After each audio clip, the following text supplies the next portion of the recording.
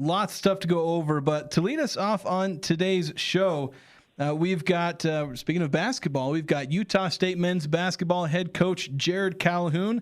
Jerrod, welcome on to the Full Court Press. Yeah, thanks for having me, Jason. Good to be on with you and Eric, and love the show and happy to be here. Yeah, always happy to have a loyal listener on, so that's always nice. That's right. I will admit I haven't listened to you guys much. We've been busy here with training camp and trying to get this team ready, so yeah, I usually listen to you guys during the season. I'm sure we'll forgive you at some future point. Well, we finally got the schedule out, and I know that's something you've been busy on. I think Eric Hout told us that it was, who did he tell us to blame? I still forget, one of the assistant coaches. I still forget who. Yeah, he was trying to throw an underling under the bus. Yeah, just playfully throwing some people under the bus. But I guess maybe we can start with that, Coach. Just the schedule finally out, finally get the full non-conference in front. A lot of it kind of been reported already, and we talked about some of those games. But now that you got the full schedule, conference schedule, non-conference, just give us your impression of the slate of games that you guys are going to be playing this year. Yeah, I mean, I think, the reason it took a little longer than expected, we were waiting on UTEP's contract to come back and kind of wanted to all, announce it at the same time. But, I think what we've realized is scheduling is just as hard as recruiting. It's really, really difficult. It's going to be a full-time job as we move into the Pac-12. Excited to sit down with Cam and really, strategically map that out, because now going to 32 games, we're going to have to get quite a few games. So it's going to be a full-time job. We're going to kind of break it up, all do it. I enjoy doing the scheduling. I think it's a crucial part of, a team's success. Wanted to challenge ourselves, certainly in the non-league. I think we've done that. I think there's a lot of teams on the schedule. I laugh when I see all these projections about last year. Well, last year is last year, right? Everybody's 0-0. A lot of teams have upgraded their rosters. So, we look at Ken Palma's not out yet, but obviously that's a metric. Bart Torvik is a metric that we use. And you have to really project what teams are going to do. And I think there's some really, really intriguing teams. Illinois State really has the potential on paper to win their league. VCU was picked yesterday to win their league. Memphis will probably be picked to win their league. So Tulane will be right up there. I think we've got a very, very challenging schedule. Travel-wise, it's going to be very difficult. At Charlotte, at South Florida. I think South Florida will be one of the most improved teams in the country. When you look at their metrics, what they brought in, real potential to be a quad one on paper. So it's going to be a challenge with the travel and some of these really, kind of sneaky good teams that will be picked to win their league. You mentioned, the scheduling kind of being like recruiting and some of the difficulty. You don't necessarily have to throw out names of schools, but how many schools did you reach out to try and fill out the last couple of games on your schedule? Yeah, I would say, at least 100, probably 100 schools. Wow. What's happened now, guys, is they're waiting to see, what's your roster, what does your roster look like, right? I mean, that's really why things are taking so much longer. They're waiting to see what you get in the portal. Who do you retain? What's your recruiting class look like? And what do you look like on paper? And then trying to figure out what makes sense, to play a game in the Delta Center. I think that's really, really good for our fans. But more importantly, it helps the numbers playing a neutral site game. We want Illinois State to have a great year and be a quad two. To go to South Florida, we want that to be a quad one. VCU neutral, we want that to be a quad one. Memphis at home, we want that to be a quad one. The MTE is going to be critical, right? I think moving forward, I don't love, MTEs that have 3 games. I think it's really, really hard on players. I think you saw Danny Hurley pretty outspoken about it. But we've got to strategically make sure that we position ourselves, MTE-wise. We need Boston College, Tulane, I think is going to be really good. We need BC and, whoever wins that other game with Davidson, we need those teams to win. We would love to, get a quad two or 2 quad twos out of that tournament. I think we've challenged ourselves. It's certainly better than last year. and we want to get a number of games in the Spectrum. I think now with selling out every game moving forward, we've got to pay teams. We've got to get some home and homes. And there's a lot of talk. There's some early talks with, various leagues to partner up with us having to get so many games to make it a neutral site, not an MTE, but a two-game kind of, matchup. This will be announced hopefully in the next couple months, but we're going to have to partner up with these leagues that don't have as many teams now to get some quality opponents. Again, I'm talking to Jerrod Calhoun, head coach of the Utah State men's basketball program. You had mentioned Memphis earlier, and I know we've kind of touched on this in the past, but just as a refresher, getting them on the schedule is a big deal. I think they're a good basketball program, but also getting them in the Spectrum is a big deal. But how did it work out to have them in the middle of your conference schedule? I think... Did you have to give up a bye in order to make this game happen? Yeah. So that'll be our bye week, which we'll actually play. First of all, I thought, Nico Roberts from the Mountain West, he's kind of in charge of basketball, does a tremendous job. So, we contacted him early on in the process. We're hoping it's picked up national by CBS. We'll see if it does. But both schools wanted a net boost late in the year, and I thought it made a ton of sense. And when they, said they would start it in the Spectrum, we'll return it next year. It was one of those things I don't think we could pass up. I think it's going to be really, really exciting for our fans. And I think you're going to see more of that. I think you're going to see some more big-time matchups. Football's over. The TV opportunities to play nationally televised games. I think there'll be a big interest in that game. I hate to keep pestering you about the schedule, but I had kind of one specific question about the future of down the line. Like, what do you think the likelihood of getting Mountain West teams on your schedule when you've moved to the Pac-12 teams like New Mexico, Nevada? Do you think it'll be possible? I know there's a lot of friction between these institutions with the split up of the Mountain West and some of those teams moving to the Pac-12. Do you think you'll be able to get some of those teams on your schedule in the non-league going forward? I think that's a phenomenal question. I can only answer it and give my insight on it, and I think you guys know I'm usually pretty honest. I sure hope so, right? I think the matchups going into the Pit, going to Nevada, going to some of these, fan base, it's really good for the fan bases. I think, it's certainly now a business. TV dictates a lot of this, but I sure hope so. I would love to play those teams in home-and-home opportunities. I think Grand Canyon coming in, playing them twice, those are two more either quad one or quad two games. I think it's awesome that they're in now, from a coaching standpoint. Now, all the other stuff, I can only speak for me and my program, but I certainly hope that continues. Coach, let's talk a little bit about your team. This is you had some stuff in the summer. You were very open, letting us into some of these practices. You had a great open scrimmage, open practice at the Estes, and trying to be very transparent about what this team is, but also kind of letting people get excited and hyped about what this team is. And then you hold your amazing event in the Spectrum with this evening with the pros, which by all accounts was a smashing success. How much of that has kind of helped build some momentum going into now that you're in fall camp? Or was it useful? Did it help? Or is that like, okay, we had to do some of those things for external reasons. Now we can focus on basketball?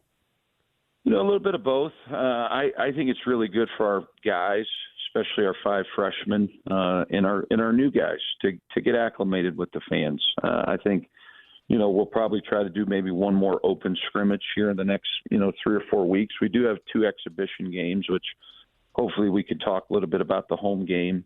But I thought it was awesome. I thought the night out with the pros, the number of texts, the number of letters from different players, to me, the ones that really, really get to your heart are the ones of the former players, how honored they are to be back, what it meant to see teammates. That was really what I wanted to do. And then to have 2 guys in the NBA that are active, that's not normal, right? I mean, with the success we've had here for a long, long time, was pretty evident when I went to Stu Morrill's Hall of Fame induction a couple weeks ago. He followed up with an unbelievable text. Really, really thought it was so neat to see all the former players down there to honor Stu. I could have listened to him for 5 hours. I thought he was absolutely hilarious, telling stories. So, yeah, I think we do have momentum. We do have some continuity. We've got 5 returning players. Really, really exciting freshman class, guys that look different. They're long, they're athletic.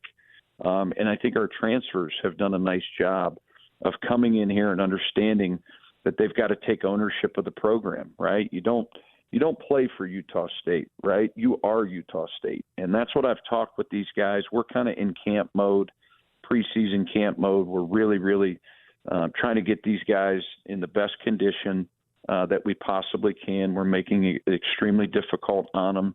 They're working through fatigue, working through all the things you got to do here in the preseason. We're not going to look perfect against Seattle. Hopefully we get better from Seattle to San Francisco, and then from San Francisco into that first game against Westminster, and you got to progressively get better, picking up concepts, picking up roles. We're figuring all that out right now. Who can pick up information and who can we trust in the game. But I think our players are starting to understand, the new guys, certainly the veteran guys, got to continue to own everything we do on a daily basis. Talking to Utah State men's basketball head coach Jerrod Calhoun. I want to get some of these points thinking about the freshmen and then the exhibition games in a minute. But one thing I saw today that I thought was kind of interesting, I want to get your thoughts on it, because I was looking at evanmia.com. It's one of the analytics sites, at least that I reference, and he had his player rankings, finally released his player rankings and team rankings. Did that come out today? I think it was in the last couple of days, at least was when I saw it. And, at the top of the players, you have Miles Bird, you have Mason Falslev, pretty expected. His number 3 ranked player is a player I don't think most people would put there, but it was Drake Allen. Do you feel like that he's pretty underrated, where Evan Mia put him there, but I don't think most people would have? I don't know if I would have put him there, but do you feel like he is one of the top 3 players in the league? I think when you start to look at statistics and impact in winning, assists is a big thing, right? There's not many guys that pass the ball and see the game better than Drake. I think where he's grown this offseason, Jason, is his understanding how important he can impact the defensive end. He's a legit 6'4", 6'5", tremendous athlete, long arms. If he can take the next step in his defense, in his shooting, I think he's going to be really, really good. I certainly have not seen those rankings. I look at them. I love analytics, as you know. It's a big reason why I listen to you, because you're constantly talking numbers, and maybe you're talking about something we haven't. But I think he's made big strides this offseason. And I guess to that, just as a follow-up to that, just the depth of your team. I know you've kind of highlighted this, and you've talked about your young guys. And for some coaches, and I guess maybe this is a roundabout way to get to this, Will Hardy earlier this week talking about the Utah Jazz, he's got a lot of young guys he's trying to work in. And the question was about how do you give them all minutes, and it's basically it's merit-based. If you're doing well in practice, you're doing well in games, then you'll get your minutes. How are you approaching this with the team that you have? You got some guys that are veterans, but you also got a lot of young guys that need to get some minutes. And in today's college basketball world, if guys aren't getting minutes, then they may be thinking about transferring. Yeah, I mean, obviously, I think it's a big undertaking of having 15 players on your roster, right? I think every coach in America is dealing with this right now. But I like the old saying of iron sharpens iron. To me, those things will work themselves out because the competition is so great, right? You see certain guys. I think of the 3 freshmen. We have 5 total freshmen. 3 have really made great strides, but the other 2 certainly have a lot of bright spots, right? So you're seeing things every day as you get into more and more days in camp. You really see when you string 3 practices together, say a month, this next week will be a Thursday, Friday, Saturday. I think in the next couple weeks, you'll see separation, right? Who can process not only what we're doing, but also a scouting report. Of all the 5 freshmen, I would say Elijah Perryman, day in and day out, has processed the information, has probably outplayed the other 4. But there's days where, David Oweezy looks like he belongs on the court. There's days Adlin Alameen looks tremendous, right? There's days Kingston and Braden Bowe are making shots and slashing, So I think time will tell. And then you've got to have really, really good conversations with guys and understand, hey, there's only 200 minutes in a game. There's only 5 starters, right? You're only going to score so many points. Those are all things we talk about with these guys. To me, this is the greatest time to play in college basketball because, if you don't play, you get the red shirt. Well, that allows you a year to grow, to see the game, to develop every day. We're certainly going to have to redshirt a number of players. If we don't, having 15 active players would be very, very difficult to manage. Typically you're going to play 10 or 11 early. This group right now is very competitive. The number of players, I don't really know what we can play yet until we go against Seattle and go against San Francisco. But I know these are some of the most competitive practices that we've had here in a long time because we have so many players, right? We have 2 more players than normal. But, yeah, I think it's, the strength of this team is going to be the depth, the versatility. There's no doubt about it. But the concentration right now is the competitive level, the endurance level, right? And then we want to be an elite defensive team, right? We've got to take that next step. So we're pressing, we're playing man-to-man, we're playing our matchup. We've tinkered with that.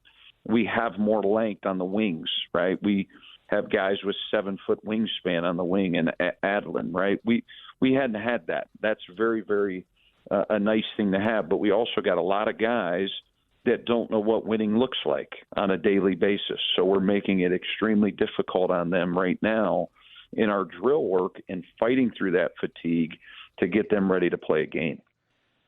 Do you know roughly how many players you think you're going to maybe have to redshirt, or is that a decision that you're just going to have to come to in the next few weeks as training camp keeps going? In about 3 weeks, we'll have that number. I think that'll I think playing time and roles and, minutes, they kind of all work themselves out. Like Carson Templin has played great. Zach Keller has had moments. Gary Clark is tremendous. I mean, he goes after every rebound. He's efficient around the rim. He's learning the game every day. Those front line guys, I feel really good that we'll be one of the best rebounding teams in the conference. I mean, those guys eat rebounds. I mean, Gary and Carson and Zach and David, they're going to the glass. Those kids are big. They're strong. They pursue the basketball. So nights we don't shoot the ball well and it's not going in, I think we'll be able to win with our rebounding and our defense. Coach, you kind of alluded to the home exhibition game. That's a big deal, and not only for the opportunity to fine tune what your team is and your rotations and who may or may not play, but it's also important for the future of the program. Now it's a kind of a new thing where exhibitions can be used to raise money for local charities or other organizations, and the university is using this to help fund the recruitment and retention fund. Explain to us how that works and what you're hoping to accomplish with that. Yeah, I think it's absolutely a great idea. You're seeing some unbelievable matchups in the exhibitions. I think you're going to see some very weird scores. I think there's so many new players. I think there's a ton of coaches and players that are all working through new situations, right? So you're going to tinker with lineups. You're going to try to figure out rotations. You're going to try to work on certain things.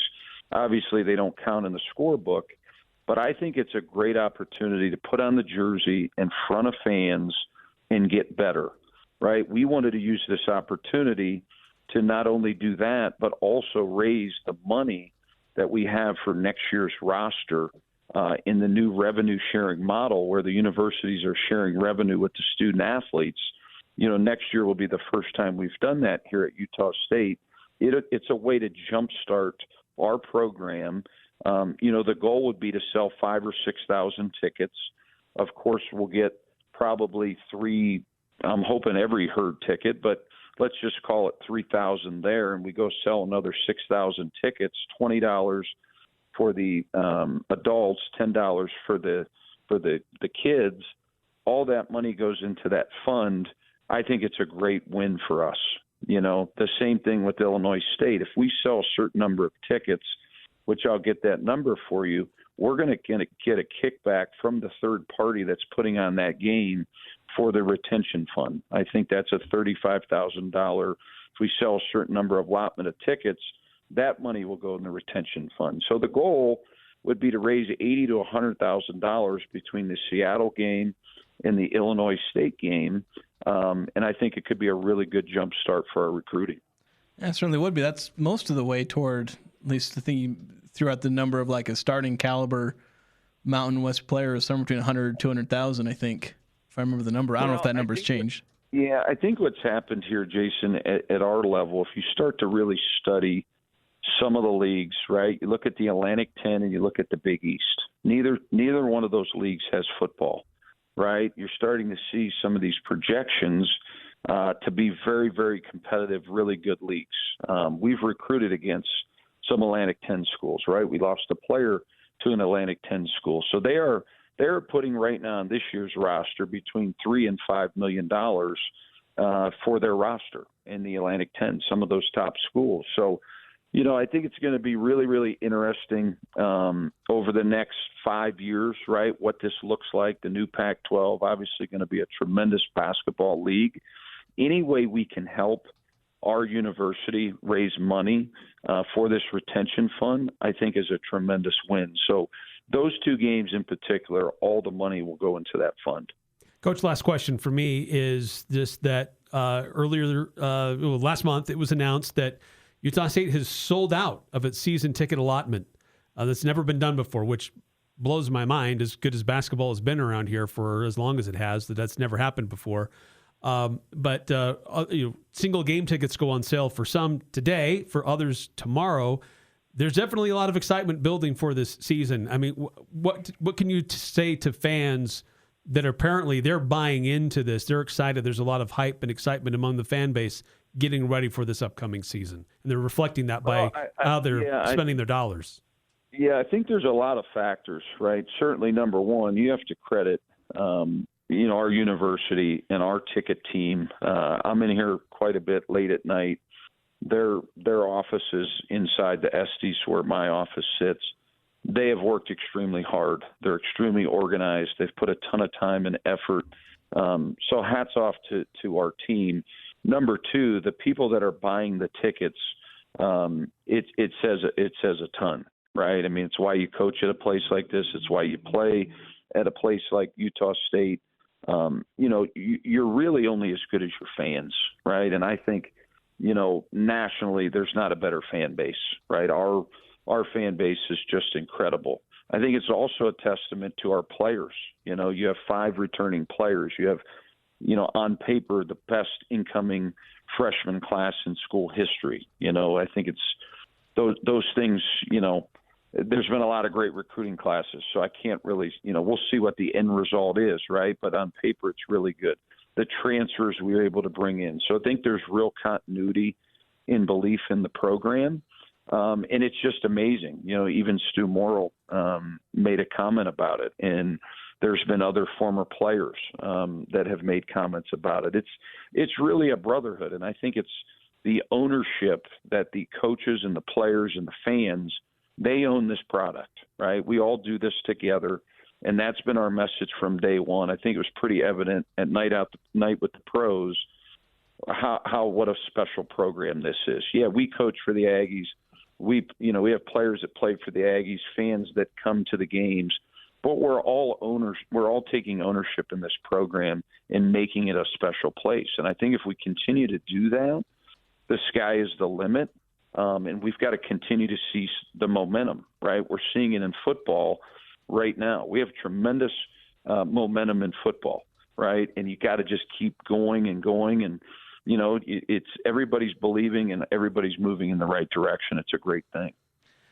Coach, I know we've kept you for a while. If I can indulge one more question here, just want to ask your thoughts on Cam Walker, new AD, just your impression of the hire and of him so far.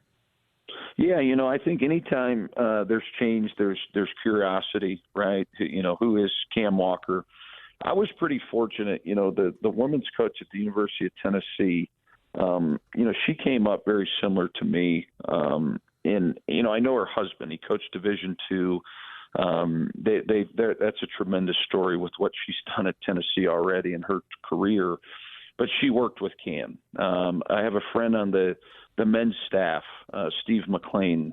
He's a very, very good friend of mine, coached against him, right? So as I made those calls, they all had great things to say about Cam. I got a chance to meet his wife. I got a chance to meet his kids. We want to do everything in our power to try to help him, right? I've sent him 3 or 4 houses within my neighborhood. My wife has to his wife. So, I hadn't spent a ton of time with him. Can't wait to do that. I think he's here next week on the 6th. And I think anytime there's change, there's curiosity. But I think, you saw the press conference, you saw his message. I think he understands today's world of college athletics, right? With the rev share, you have to have resources. So, I think that hire is really important. I think the second piece is the hire that will be made hopefully in the next 3 weeks with our president, right? You need university president, you need our athletic director in total alignment. They kind of set the vision of what they want the athletic department to look like. And I told Cam on the interview, the best thing you have 2 things that are off the charts, really 3 at Utah State. Number one, student athletes. You look at the academics, you look at the graduation rate across the board, record highs. We've never been as successful as we had academically. The student athletes are really here for a college experience. Number 2, you have one of the best fan bases, in-game fan bases, when you walk into the different venues. And it's not just basketball, it's all sports. And the third is the coaches. You look at the coaches we have. I've never worked at an institution across the board in all sports. They're all thriving. They all have great ideas. They're all connecting with the athletes. They're all winning. So really, once he gets here and lays out his plan for the revenue sharing, to me, that's the biggest piece. There's certainly other departments where we can get better. I'm anxious to see kind of where his plan is. All right. Well, we've kept you long enough, Coach. Thank you so much for coming on our show and giving us an idea of what's going on with the program. And we'll look forward to future open scrimmages, Aggie Madness, and of course the start of the season. You got it, guys. Thanks for having me. Thanks, Coach. All right. We'll go ahead and take a quick break. We'll be back after this here on the Full Court Press.